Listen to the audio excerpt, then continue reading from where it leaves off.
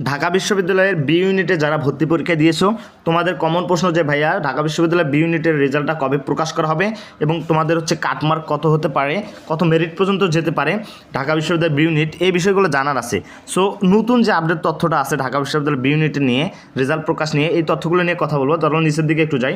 তোমাদের ঢাকা বিশ্ববিদ্যালয়ের 25-26 শিক্ষাবর্ষের কলা, আইন ও সামাজিক বিজ্ঞান ইউনিটের প্রথম বর্ষের আন্ডার গ্র্যাজুয়েট প্রোগ্রামের ভর্তি পরীক্ষার ফলাফল তৈরির কাজ চলছে। তার মানে এখনও মেবি আপনাদের ফলাফলটা তৈরি হয়নি, এটা এখনও আপনাদের রেজাল্টটা মানে তৈরি হয়নি, যার কারণে এই কথাটা বলেছেন কে, যে ডিন অধ্যাপক ডক্টর তৈয়বুর রহমান এই তথ্যটা আসলে জানিয়েছেন। এরপর যদি একটু নিচে যাই, দেখেন তিনি আরও একটা বিষয় জানান। তিনি বলেন যে 6 জানুয়ারি তিনি এই বিষয়টা আসলে জানান ডেইলি ক্যাম্পাসকে। কি জানান? তিনি বলেন যে আরও কিছুটা সময় লাগবে আপনাদের ভর্তি পরীক্ষার যে দেখার যে কাজ, এটা এখনও সম্পূর্ণ হয়নি, আরও কিছুটা সময় লাগবে। পরীক্ষার খাতা দেখা শেষ হলে তোমার পরীক্ষার ফলাফল প্রস্তুত করার পর বিশ্ববিদ্যালয়ের জনসংযোগ দপ্তর থেকে জানিয়ে দেওয়া হবে কখন প্রকাশ হতে পারে। তার মানে আপনাকে জানিয়ে দেবে, খাতা কাটা হওয়ার সাথে সাথে জানিয়ে দিবে যে হচ্ছে কবে আসলে ঢাকা বিশ্ববিদ্যালয়ের বি ইউনিটের রেজাল্টটা পাবলিশ করবে। আরও যদি একটু নিচে যাই, দেখো ঢাকা বিশ্ববিদ্যালয়ে এবছর পরীক্ষা দিয়েছে প্রায় কতগুলো শিক্ষার্থী, প্রায় 1,07,701 শিক্ষার্থী কিন্তু এবছর পরীক্ষা দিয়েছে বি ইউনিটে, 1,07,706 জন। এবং এখানে যদি একটা বিষয় দেখি যে 2,934টি আসন আছে এখানে, তো এর বিপরীতে পরীক্ষা দিয়েছে 1,07,701 শিক্ষার্থী।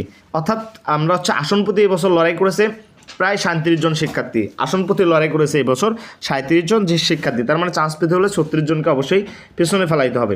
এরপর যদি একটু নিচে যাই, ঢাকা বিশ্ববিদ্যালয়ের ভর্তি পরীক্ষা ছিল 60টি বিভাগীয় শহরে, সেগুলো আমরা এখন না বলি। রাজশাহী, তারপর চট্টগ্রাম, বরিশাল, খুলনা, শাহজালাল, এগুলোতে পরীক্ষা হয়েছিল। সো এগুলো না বলি। তোমাদের কমন একটা প্রশ্ন থাকে যে ভাইয়া তাহলে এবছর বি ইউনিটের কাটমার্কটা কত হতে পারে, এটা যদি একটু কথা বলতেন আর কি।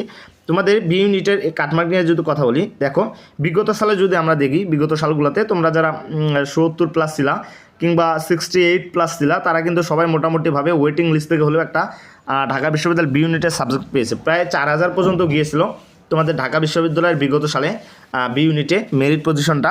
সো এই বছর আমরা তাহলে আশা রাখতে পারি যে এবছর যারা 70+ আসো, সেফ জোন ধরে নাও যে 70+ যারা আসো, তারা তোমরা ধরে নাও যে তোমরা আসলে শেষ পর্যন্ত একটা বি ইউনিটে একটা সিট পাবা আর কি। যারা 70+ আসো তারা সবাই ডিউতে চান্স পাবা ইনশাল্লাহ। এবং হচ্ছে উইদাউট জিপিএ যদি বলি, উইদাউট জিপিএ, তাহলে তোমরা দেখো উইদাউট জিপিএ যারা 55 কিংবা 50-এর মধ্যে 50+ আসো জিপিএ বাদে, তো আমরা সবাই আশা রাখতে পারো ইনশাল্লাহ শেষ পর্যন্ত একটা ঢাকা বিশ্ববিদ্যালয়ে বি ইউনিটে একটা সিট পাবা। এখন ওয়েটিং লিস্ট থেকে তাহলে কত মার্কে আসতে পারে এই বিষয়টা যদি ক্লিয়ার করি, তোমরা যারা 65+ আসো, 65+ রয়েছো, তোমরা ওয়েটিং লিস্ট থেকে হয়তো বা তোমরা শেষ পর্যন্ত চান্স পাবা। কেন পাবে এই বিষয়টা বলি। তোমাদের যেহেতু সিট সংখ্যা প্রায় 3,000-এর কাছাকাছি, তার মানে 3,000-এর কাছাকাছি তোমার সিট সংখ্যা, তোমরা ধরে রাখো এইটা মিনিমাম তোমাদের হচ্ছে মেরিট পজিশনটা তোমাদের ভর্তির জন্য ডাকবে 4,000+ হবে এইটা ইনশাল্লাহ। 4,000+, যেহেতু বিগত সালে 4,000 পর্যন্ত গিয়েছিল। সো এটা ইনশাল্লাহ তোমাদের 4,000+ করবে। সো তোমরা সবাই আশা রাখতে পারো। এবং কে কত মার্কের আনসার করেছো, তোমাদের ভর্তি পরীক্ষায় কত মার্কের আনসার করেছো কিংবা কত মার্ক পেয়েছো আমাকে জানাও। কমেন্ট করলে আমি তোমাদেরকে বলে দিব তোমার মেরিট পজিশনটা কত পর্যন্ত থাকতে পারে, কিংবা আসলে তোমার মেরিট পজিশনে তোমার আসলে চান্স হবে কিনা বা আসবে কিনা, মেরিট পজিশনটা কত দূর পর্যন্ত থাকতে পারে, এই বিষয়টা ক্লিয়ার করে দিব। তোমরা কমেন্ট করো। আর যে কোনো আপডেট তথ্য পাওয়ার জন্য আমাদের ইউটিউব চ্যানেলটা সাবস্ক্রাইব করে রাখো, যাতে পরবর্তীতে আপডেট আসার সাথে সাথে তোমরা পেয়ে যাও।